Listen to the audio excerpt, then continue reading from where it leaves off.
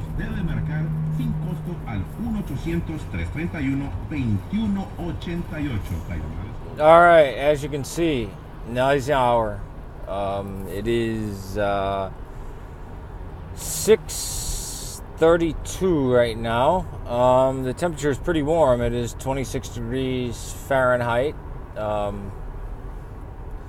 It's a warm day for us here in Chicago, in Chirac, in a city that is 3 times as violent as New York. The murder rate is triple.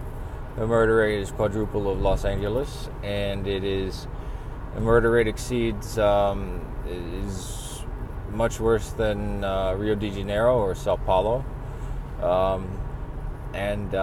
yet one of the most friendly cities in the world.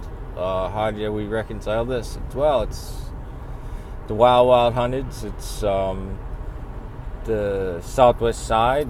I don't want to give Lawndale, a little village, or Pilsen area a bad name, or Humboldt Park. Although Humboldt Park's been getting better, but because those are the areas I grew up in. But and confined to places like Rogers Park. If you go downtown, if you visit here, and you go downtown to the Loop, you'll be fine. Even some South Side areas like Beverly and Bridgeport, you should be fine. If you know people down there. But I digress. This isn't about Chicago. I'm thinking about setting up a Patreon account to make better videos, more informative videos, where I can go through, I can show statistics and maps and stuff like that, and actually detail many things. Now, at this point, I don't even have a laptop. I try to set up Patreon and be transparent as I possibly can, without, doxing and things like this. But I would urge help from those who are fans of mine, at John the Hut Dweller, at Yusuf Al Tahir, at Yusuf Reyes, and again, well, John the Hut Dweller was a name, like a channel name, and then the other two were variations on my given name, and you know the story beyond that. I hope everybody does, but I don't consider this begging, because the content goes back to you, right? And of all my Patreon subscribers, I also or potential Patreon subscribers, I welcome them on the channel as well in live streams to air their voice, and I certainly will give access, try to bolster theirs. But I believe it's extremely important to give a voice to where there was no voice. We just had two fanatical views the same fanatical view of Christianity, the 7,000-year-old creationist who believed God is a man in the sky, and then the atheist who's straw man, because I don't even think the creationists believe that God is a man in the sky.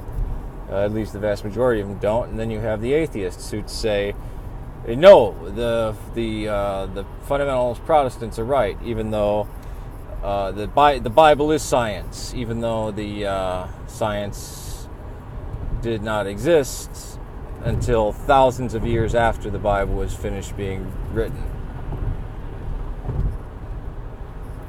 Also, it'll be a historical channel, speaking about things like the Cristero War, the horrors that went on in El Salvador in the 1980s, what happened with the Sandinistas and the Contras, dispelling the myths of the Inquisition, the Crusades, what Christianity actually is, and what the historical view of Christianity is, which is unknown to the West. I mean, forget about the atheists and the fundamentalist Protestants, but historical Christianity almost doesn't get recognized as being Christian. They see us as Zoroastrian or Buddhist or New Age or Taoist, which in some ways is a compliment, but in other ways it just shows how narrow things have become and how narrow the definition is, and people assuming things like they know what sin means, or that Jesus Christ dying is a bloody sacrifice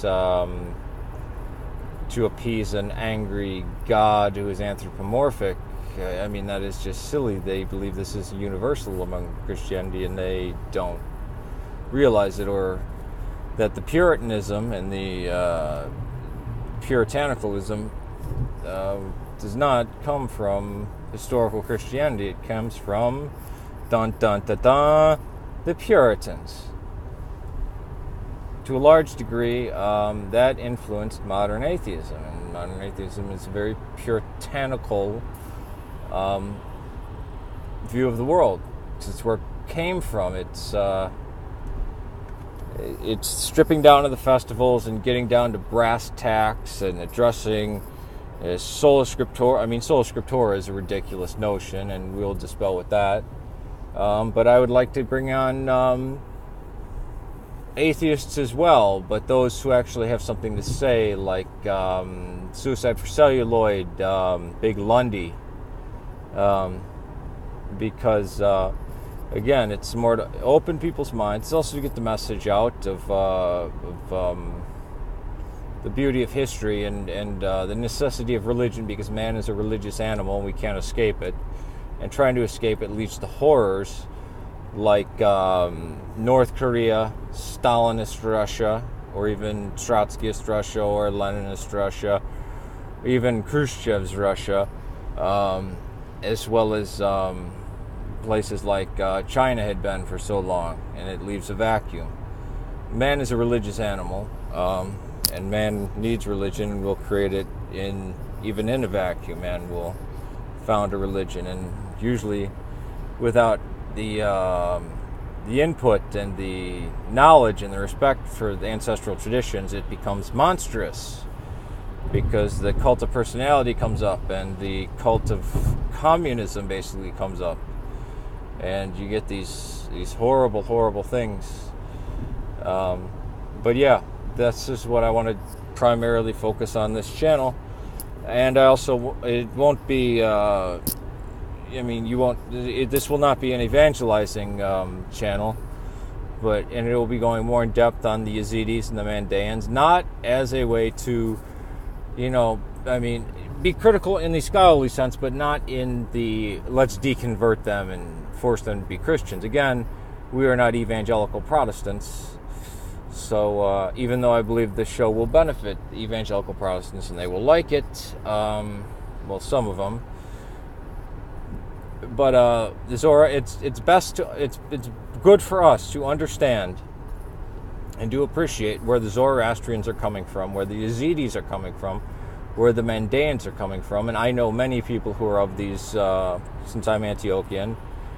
We kind of all suffer the same horror when ISIS tried to destroy our religion. And it almost succeeded, just like Hitler almost succeeded wiping out European Jewry. So, they will be on. And, of course, I would invite Lutherans and Roman Catholic, the Latin Rite, and Eastern Rite, and even those who use DMT in religious services, those from Brazil, as well as psychologists. It's basically reclaiming religion and culture, because, as I say, religion and culture are the same thing, and in many ways, what people call religion or classify as religion has no difference than a political party, because I think most of the people in the Western rationalistic, cynical world view religion as a form of substitute for either science or tribalism. And I'd have to say that political parties, especially what we've seen in this last election, truly, show that they are, if that's the definition of religion, they are the two most religious religions in the world, being the Democrat and the Republican, or should I say the pro-Trump, or never Trump and never Clinton factions. All right, peace to you. Again, if this is not about converting atheists to Christianity, because that is not the goal.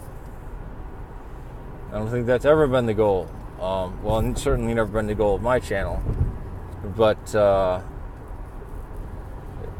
we will be speaking to the people who maybe they're atheists, right? I mean, I said there'd be atheists on the channel.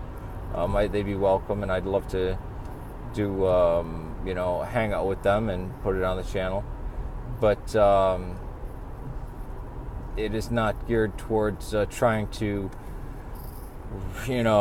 get the Amazing Atheist and Jacqueline Glenn to be Christians, because I don't think they know what they don't know what historical Christianity looks like, nor does Sam Harris, for that matter. I mean, he talked about Joe Rogan talked about Constantine being the one that compiled the New Testament. Well, this is laughable to 99% of my listeners. It just didn't happen. I mean, atheist historians and atheist scholars say this. I mean, this is just a meme or a cliche that's been going around. That was started by the